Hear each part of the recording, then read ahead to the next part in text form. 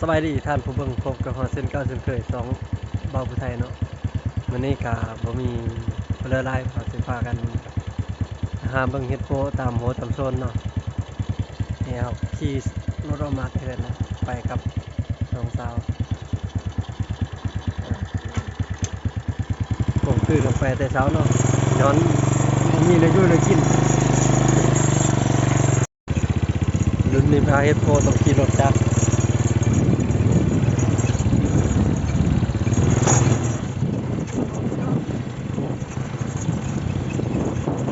ยังเฮ็ดโพอีกแจกเฮ็ดโพ และตอนนี้ก็ฮอดแถวโซนแถวดินดอนที่มันมักออกแล้วเราก็สิได้พากันเลาะฮะไปเลาะหาเบิ่งสิมานประมาณไปหานำกันนาทีหนึงหญ้าก็สิหกๆเด้ไปโอ้ยสิพอได้กินได้ยำอยู่บ่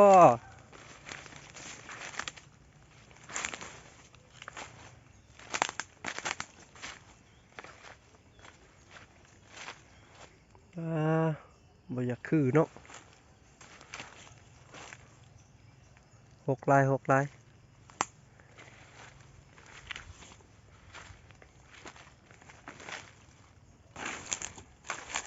เห็นบ่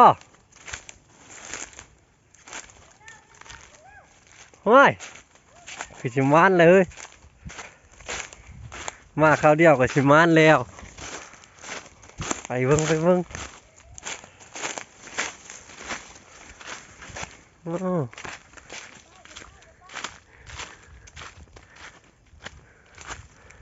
โอ้แถวนี้มันแป้นเนาะพาพี่น้องโอ้พาเฮ้ยน้องสาวเห็นแล้วโหเห็ดปวกพี่น้องตายหนูปากดังก็สิได้ยินปากดังโอ้พี่น้องปากดังเด็กโหดอกบานกำลังงามเลยเดี๋ยวมาแล้ว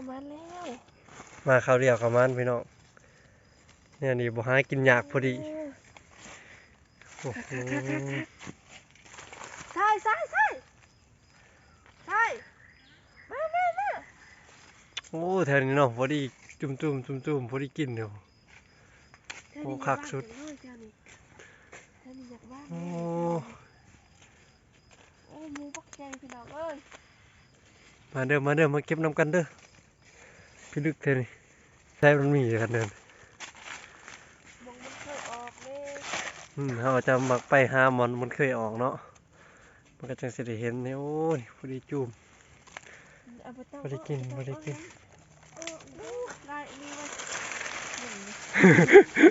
ลายรีมาอยู่พยุ่งพี่น้องเอ้ยทางคนตื่นน้ำเฮ็ดนี่เฮ็ดลายกว่าแถวนี้จะอันนั้นเปิดลูกบ้านเลยตัวนี้บ้านโอ้ยพี่น้องเอ้ยหมูบักใหญ่พี่น้องบ้านยังกินได้ตอนนี้ทำได้เอาไปแกงไปคั่วถ้าจะมองนั่นนะคักโอ้หักลายพี่น้องมาเก็บเห็ดน้ำกันมาห่วยแสดงนี่มาได้ใช่ผู้มาเห็ดมาจากกันได้มาเห็ดมาเกยยุ่งจ้ะโอ้พี่ลึกแท้มันแต่เช้าพี่น้องเอ้ยโอ้มาจังสีรถมากับเบานี่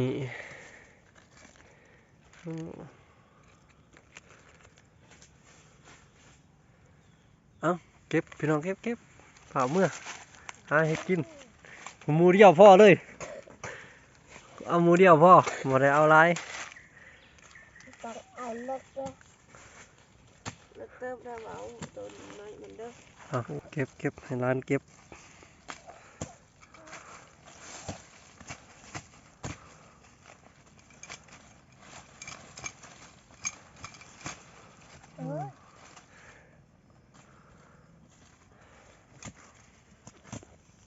มาเด้อพี่น้องเด้อโอ้ย มื้อนี้บ่เห็นหนองยานบ่แม่นติ สุดรอแล้วบ่นี่นี่เอิ้นว่ารอบ่จักไล่แล้ว ไอ้ก็รอเนาะ อ้าย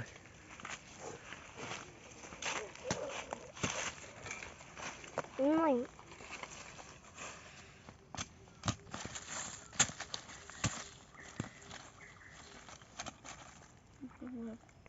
มันก็อันนี้แต่มันบ่อ้ออีได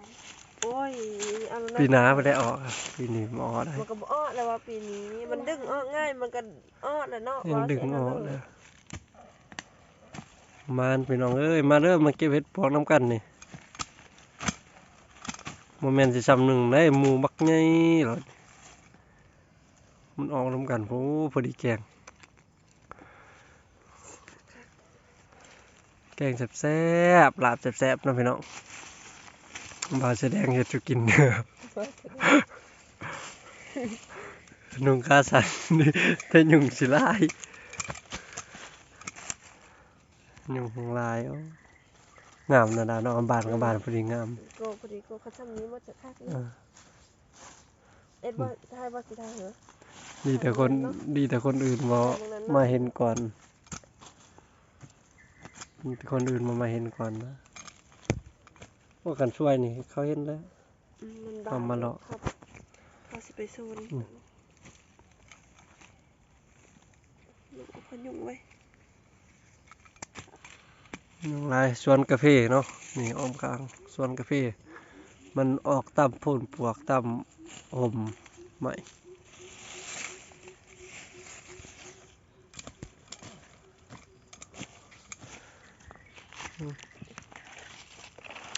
พี่น้องเอ้ยอ่อนซ่อนได้ค่อยเอ้า F4 จากทางใดเนาะอยู่ไสคอมเมนต์ในเด้อครับว่าอยู่หันเฮ็ดปวกออกแล้วบ่เฮ็ดปวกป่งแล้วบ่ทางนี้พอได้กินแล้วทางนี้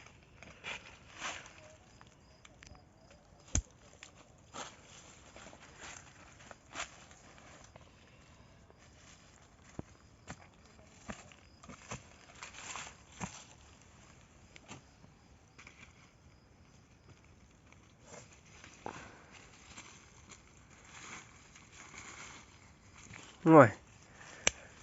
เหลือโลดอันนี้ค่อยสิเว้าเหลือแต่แล้วดอก อย่างตอนนั้นอีเนาะตอนนั้นนะมันสิยายตอนนั้น มึงบ้านน่ะนี่เลอะโลดขออยู่ได้ว่ามันสิเด้อ โอ้ยดึงเอากระไดมันอันนี้นะ ไหนตัวบ้านน่ะมันยาวแล้วโอ้ง่ายๆบ่ต้องขุด โอ้จนสุดเกิน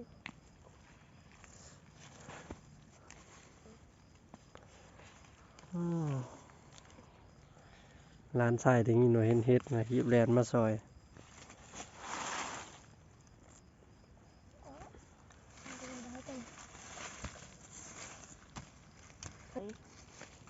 บุแรงเห็นได้ เราก็สิกุ๊บ คันป้าไว้อีกเน่าอันนี้เอามาเห็นก่อน ดึงเอาครับเว้ยถ้ามันไม่ตีนมันเท่ากับดึงเอาบรรทาล้างมันเนี่ยจะสุด ปะไว้จะหนีนะ เข้าให้ โอ้ยยุงก็ไล่เถอะเว้ย เข้าให้ว้าตอนนั้นหันตึกกลางเขาว่าคันเอาสุดหันเอาจนหมดเอาบ่เอาแล้วก็คูดตีนเชื่อนะเพื่อนเอาแล้วก็คูดตีนใส่ละมันบ่ป้งอี้ว่ะ อันนี้ก็คือความเชื่อ มันบ่ป้งอี้ขัดเอาแล้วก็คูดตีนมันใส่มองมันเกิด พายมันสอนเดิมาเด้อมาเด้อ บ่ได้ อยากกินเห็ดก็มาเด้อ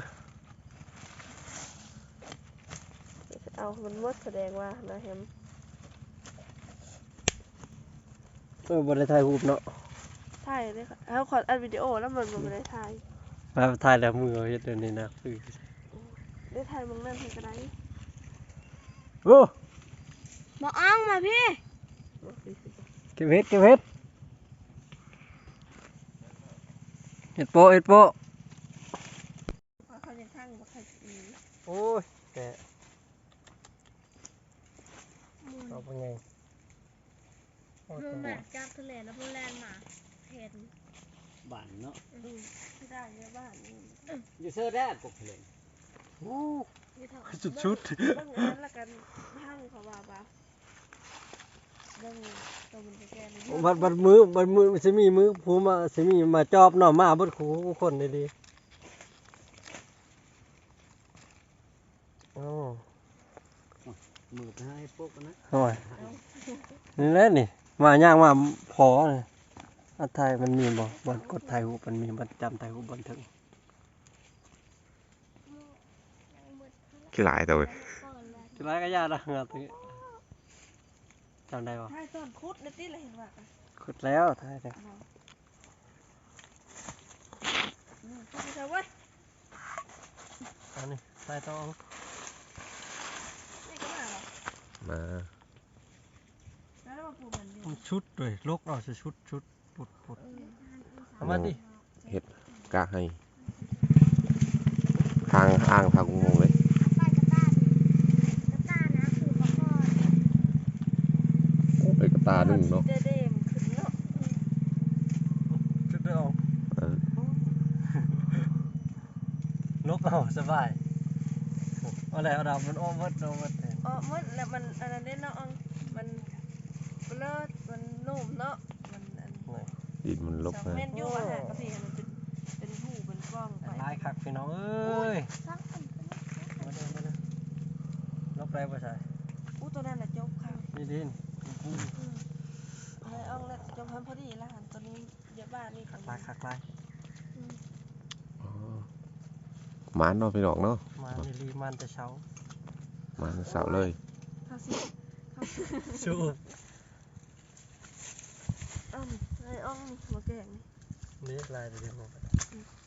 โอ้แม่กูมาเห็นเด้ มากคือปลาคอ นี่กันบัตีมก็ไอ้แม่ขันพกเพิ่นได้เห็นอู้ สุด ร ร อ อ หันปูยังที่แบ่งมากันได้นะไอ้แค่บอก โอ้ยกินผู้เดียวบ่เบิดดอก บ่เป็นผัดบ้านแน่เนาะอ่อง อันนี้ อันนี้ โอ้ สุดเกิน เอาละ นะ ไทยไทยว่าพี่ตีไทยว่า ไทยอีนี่ ไทยมันเบิด เบิ่งอาตีน ให้ FC เบิ่งให้ท่านผู้เบิ่งโอ้โห เบิ่ง เต็ม อาตีนมันลงก็ตีนมันลงเป็นขยกขยะจะตีนมันดิ มันจะดอกอีปีอย่าง อ่า เลาะ ไปเลาะไปเลาะเลาะแล้ว เราจะมาเอากกแม่จะชนมึงตัดเอาจากช่องงามนี่ โอ้เลยวะ กกแม่ จะ ลู เปิ ก ด เอ็ดไปเลยกูไป ไปปรุงยาเขา คือลึกพี่น้อง เขาจะได้ยา10ห่อ โอ้ เต็มแม็กพี่น้องเอ้ แต่จะ ย ไปหาเสริมแม่เห็นแต่อยู่นี้แหละมาตัดยาทำไม ตาเล่นต้น พี่น้องเต็มกระตาตัวนี้จนว่าเอากระตามาให้ใส่พวก ใส่กระตาไม้ครึ่งหนึง เย็บเอาหาเห่า อ่ะท่านผู้ชมเมื่อวันนี้ก็หลังจากเขาเก็บแล้วเนาะเขาก็บ่ได้ไปเลาะหาต่อเนาะเพราะว่ามันไล่แล้วนี่ก็เลยเต็มหมดแล้วมันสิบ่มีบอนไซแล้วมีแต่ดอกงามๆจับโชว์กันท่านผู้เบิ่งเนาะมาเด้อหาเอ็ดโปได้แล้วก็สิว่ากันมื้อละหาเฮ็ดกินข้าวเช้า ตื่นแต่เช้าได้มื้อนี้รอหาเฮ็ดโปมีทันได้กินนี่มีแต่ดอกงามๆนี่พอดีแก้มเอามื้อก็ท่านผู้ชมเอ้ยคลิปนี้ก็สิจบเท่านี้แหละมื้อหาล้างเฮ็ดก่อนหาเฮ็ดกิน ยุ่งกับ คลิ คร ป บ หน้าพอกันไหมบ๊ายบายถ่ายไว้เด้อมื้อก่อนบ๊ายบาย